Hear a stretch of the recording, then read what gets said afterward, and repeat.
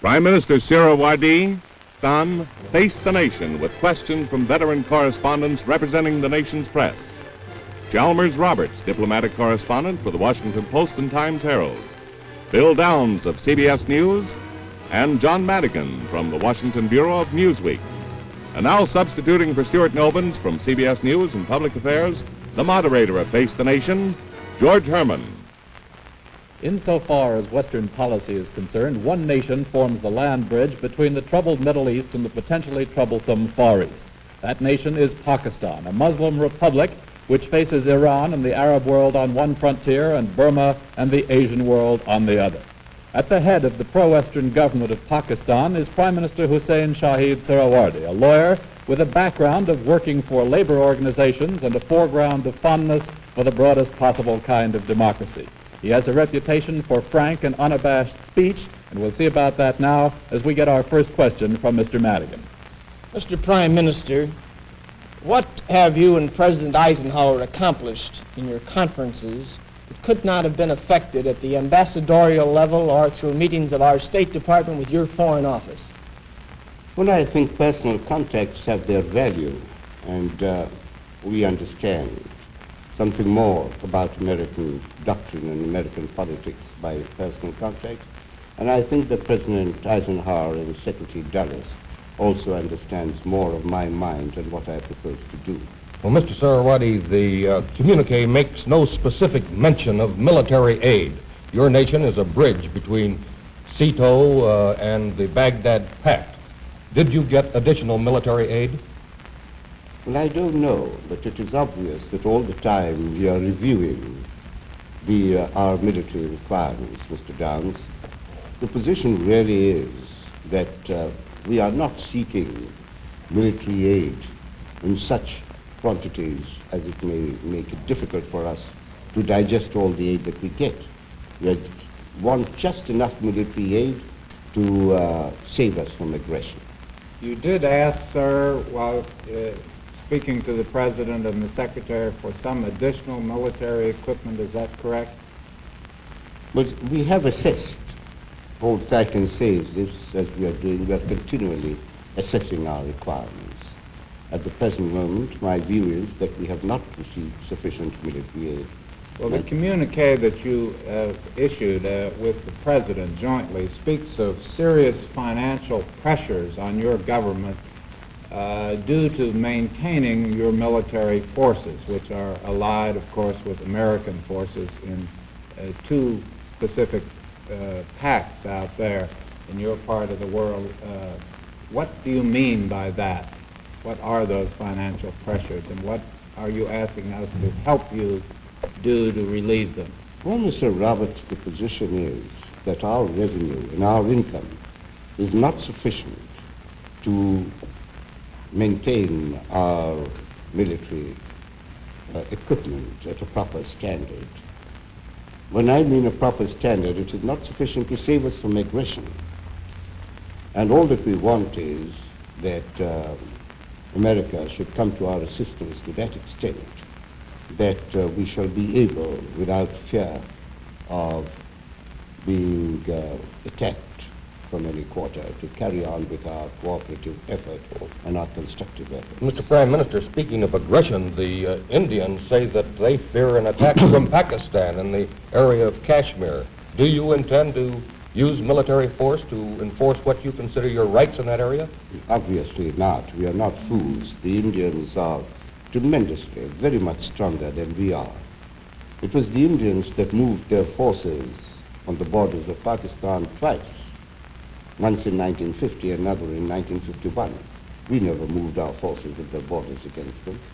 Mr. Prime Minister, you have just said in this communique with the President that you have pledged to try to solve this Kashmir question with your Indian neighbor peacefully. Yet, in a speech which you made in your own parliament not long before you came here, you said that you had reached, in your approach to the United Nations, our very last throw of the dice. We cannot continue to live under these conditions.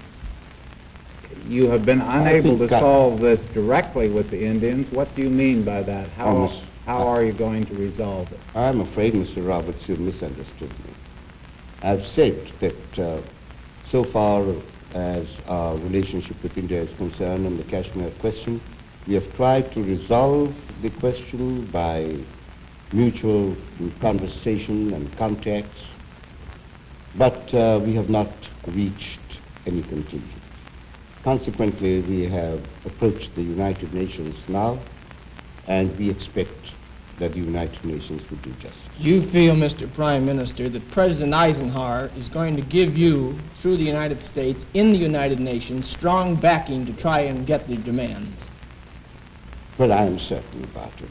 If he doesn't do so, I shall be deeply disappointed, because I expect from him a sense of justice, that he will try and see that the matters between us are adjusted.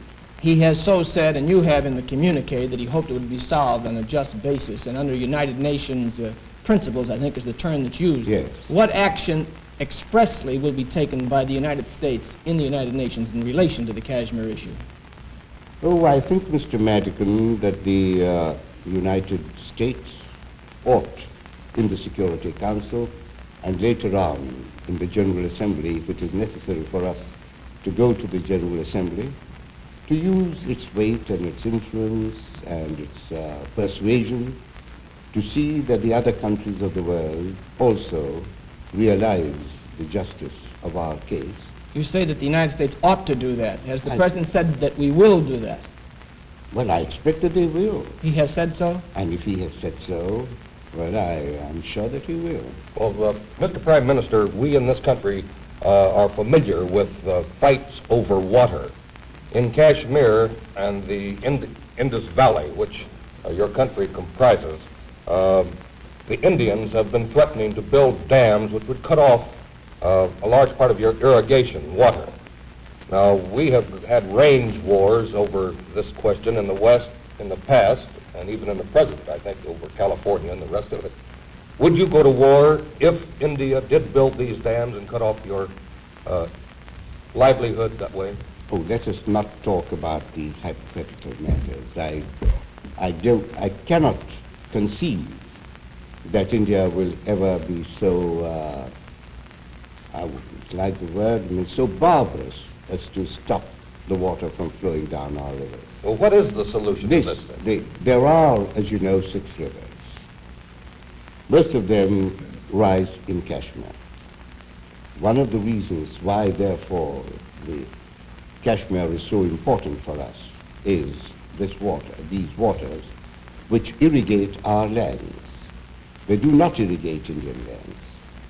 Now, what India has done is, it's not threatening, it is building a dam today, and it is threatening to cut off the waters of the 3 rivers for the purpose of irrigating some of its lands. Now, if it does so without replacement, it is obvious that we shall be starved out, and people will die of thirst. Under those circumstances, I hope that contingency will never arise. You can well realize that rather than die in that manner, people will die fighting, because that will be the very worst form of aggression. But I think that before any such situation can arise, those countries of the world that undertake and have undertaken to ensure that peace exists and that matters between countries of our type are adjusted, will step in to see that India does not perform any such barbarous Mr. Prime Minister, that's at least a future contingency you're discussing. I'd like to ask you this about the Kashmir dispute with India. The Indians claim that the United Nations resolution in this question said that, first of all, you should pull your troops out of Kashmir, and that all the other steps in the UN resolution were contingent on that, including the idea of a plebiscite, and that you have never done that. What is Pakistan's answer to that charge? The Pakistan's answer to that charge is the United Nations resolution and the reaffirmation of that resolution not so long ago as January the 24th, 1957. After all, this matter was raised by India before the Security Council, and this contention has been rejected. That is not the correct reading of the resolutions of the United Nations. These are nothing else but plausible excuses that are put forward by Mr. Nehru for the purpose of giving a semblance, some adequate specious reason for his intransigence. On this very show last Sunday, Mr. Prime Minister, Mr. Nehru disagreed with you 100%. Well, I disagree with Mr. Nehru more than 100%, if that is possible. Mr. Prime Minister, can there be real peace between Pakistan and India until you settle the religious question? When India was partitioned, there was probably one of the greatest bloodbaths in civilization's history that took place. Several million people were slaughtered for religious reasons. Is there an answer to the dispute between the Hindu and the Muslim? That matter is closed. India was partitioned on that ground. There were these tragedies that took place, particularly between the two wings of the Punjab, because passions were high. After that, we have settled down to work. There are about 1/8 of the population of India is Muslim, 1/8 of the population of Pakistan is non-Muslim. We are trying our level best to see that justice is done to the minorities. So far as we are concerned, we haven't had a single riot since 1950, when Nehru and the late Mr. Liaquat Ali Khan came to a certain agreement regarding the treatment of the minorities. In India, I believe there have been as many as 402 riots from that time till now. Mr. Prime Minister, a few months ago when Mr. Nehru was here in the United States, one of our colleagues referred to him as the mystical man in the middle. He was referring to Mr. Nehru's stand toward non-alignment and neutralism. What is your description of Mr. Nehru's position in the Cold War? But I think that Mr. Nehru himself does not understand his position. Mr. Nehru occasionally leans on one side, occasionally on the other. The result is he gets the best of both worlds. That is to his advantage. And I think he continues to pursue that policy because up till now he has not been caught short on it. But you too, sir, up until a short time ago, followed a policy of non-alignment. No, I don't think so. Well, you are, Oh, no. you are interpreted as saying up till from 53, 54, No. not connecting yourself with either side. And I believe you have said recently that you have learned some things since that time which have attached you solidly to the West. Am I not correct? Yes, the position was that if I can cast my mind back, it was sometime in 1950 when I thought when the question of these defensive pacts and alliances and so on were not being considered. It was sometime in 1950 that I thought it desirable that we should remain aloof from the world conflict.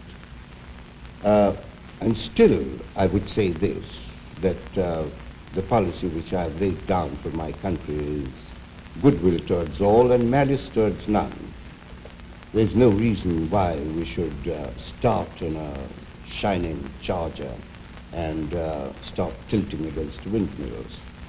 In 1953 or 1954, it was not, I do not think I ever stated that we should not align ourselves with any countries. Mr. Prime Minister, But, just one excuse moment. me.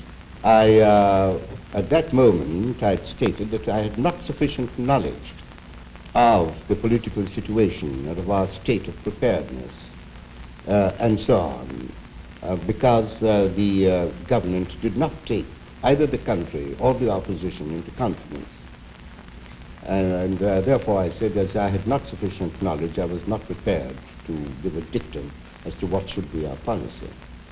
As I said that recently, I have come to know more about the situation, and I am perfectly satisfied that the only manner in which Pakistan can be saved from aggression and the security of the Middle East can be assured is through these defensive pacts into which we have entered.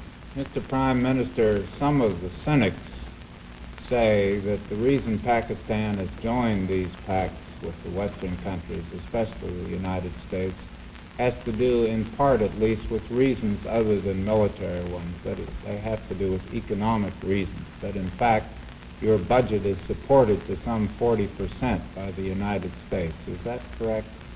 Well, our budget is supported to some extent, but that is not the reason why we have joined the United States. We were in the same boat, as you may call it. We fought in the same manner on account of the very religious fundamental principles that we profess.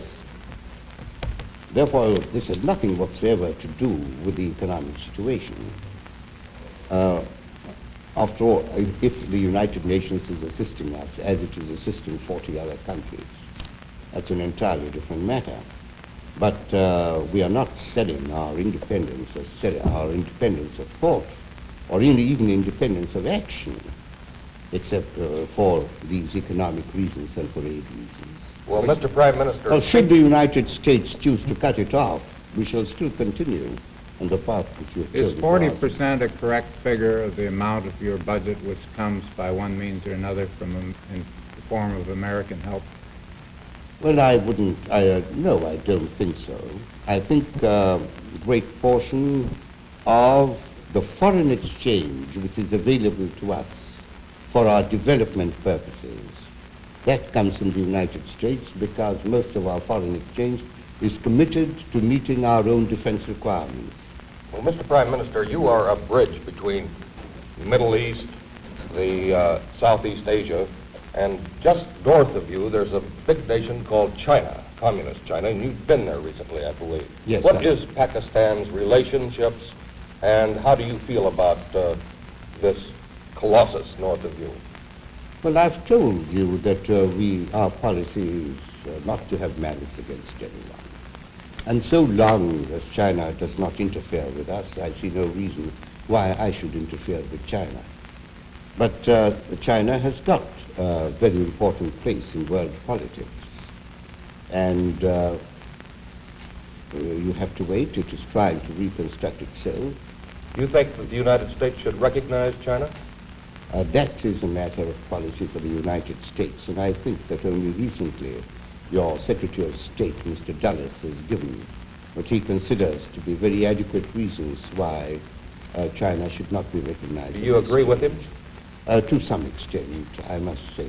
Mr. Do Prime you have Minister, diplomatic some reason relations? behind it. Does your government have diplomatic relations with Peking or with the Formosa government? No, our government has diplomatic relations with Peking government. your communique, yours and President Eisenhower, spoke of exerting influence in the Middle East to solve the problem, their Israeli-Arab problem. What do you specifically mean? What type of influence, and how would you exert it? Well, I think that Palestinian question or the Israeli problem has got to be solved if we are ever going to be certain about peace in the Middle East. And I think that it is the duty of all persons of goodwill to do whatever they can in bringing about a solution. What specifically can Pakistan or the United States do? Well, I think that they could bring the two parties together. They could try and reason with them. Outside the United Nations? Yes, outside the United In other words, you're calling upon the United States to act as an individual mediator in this problem? It could. How about Pakistan? Would you be willing to be a mediator in this problem? Yes, I think so. Well, there have been some speculations, Mr. Prime Minister, that you have ambitions to lead the Muslim world, or at least to pull it together. Mr. Nasser also has similar ambitions. Where do you stand in this struggle for the Muslim world, if there is one? Well, I think there is no struggle. If Mr. Nasser has got ambitions, well, let him pursue his ambitions. I have no such ambitions. All that I've been wanting to do is to bring the Muslim world together so that they can sit down at the same table, discuss matters amongst themselves. All these disputes which exist between the member nations may be resolved. With regard to international disputes, we may be able to put forward suggestions which may help to resolve them. And so far as leadership is concerned, my view definitely is that if any country desires to get the leadership of the Muslim world, then that combination, and namely the Muslim world coming together, is bound to fail. Mr. Prime Minister, how is Pakistan in a position to exert any influence in the Middle East conflict between the Arabs and the Israelis? When you have recently said of Israel, we have never recognized it and we shall never recognize it. You are entirely on one side of that controversy, are you not? Well, I'm afraid that that is the position of Pakistan, because I think that the creation of Israel was wrong. But after all, there is Israel, and everyone realizes that there must be an adjustment and an agreement between the Arab world, between the Arab nations that resent the existence of Israel and Israel itself. Now, an agreement of this nature connotes that they recognize the existence of Israel, that they recognize that if there's an agreement between the two parties, then that one of the parties is not exterminated. You would advise all the Muslim nations to accept Israel as a fact of life? I'm afraid there's no other alternative. But there's no reason why Pakistan should recognize its existence as something that it's a fact. It's a very unpleasant fact.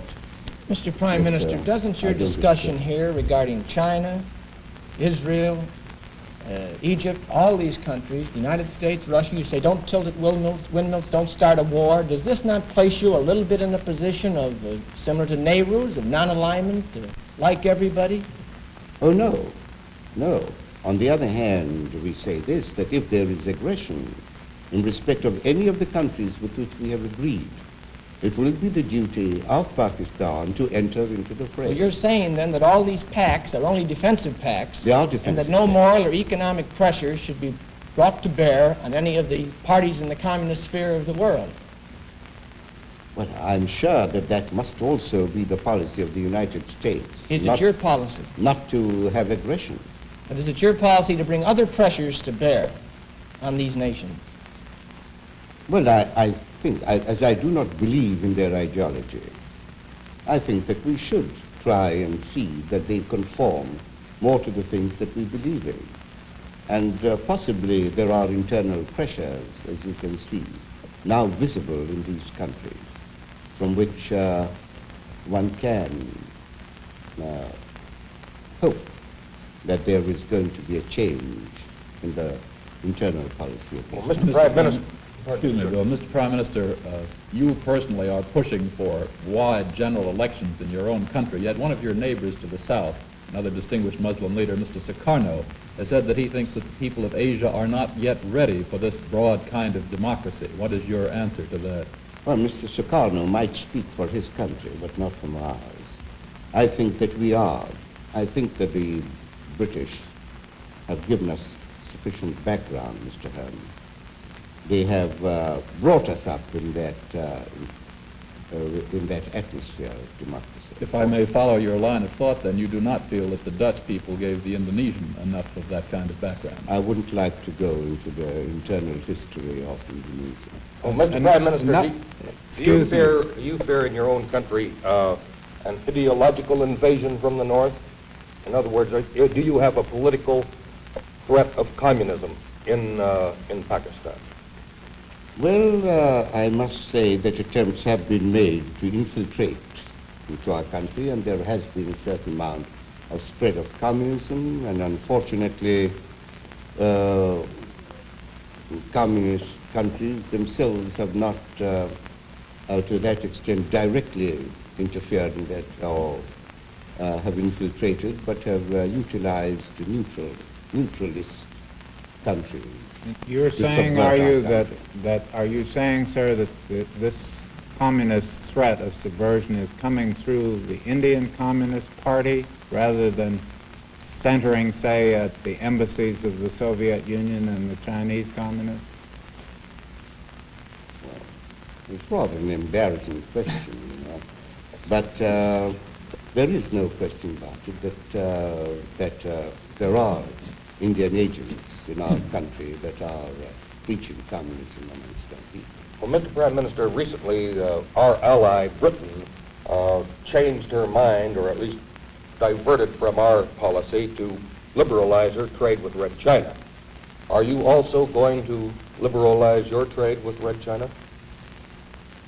Well, we have been trading with Red China to some extent. We have been selling it our cotton. We have been taking from them coal, which we need. I do not think that our trade can be of such a nature as can be considered to be of strategic value to China. At the start of the program, Mr. Prime Minister, you spoke of personal contacts with President Eisenhower, said they're good because it would dispel certain doubts. What doubts did you have concerning the United States or President Eisenhower? Did I use the word? You didn't use the word doubts. No, you I said, didn't you said use the word not doubt. clear in each other's minds what you were thinking or what the United States was thinking. No, on the other hand, possibly we were more confirmed in our views as to our attitude. And Did you get everything you wanted while you were in Washington? now, I didn't come here for anything.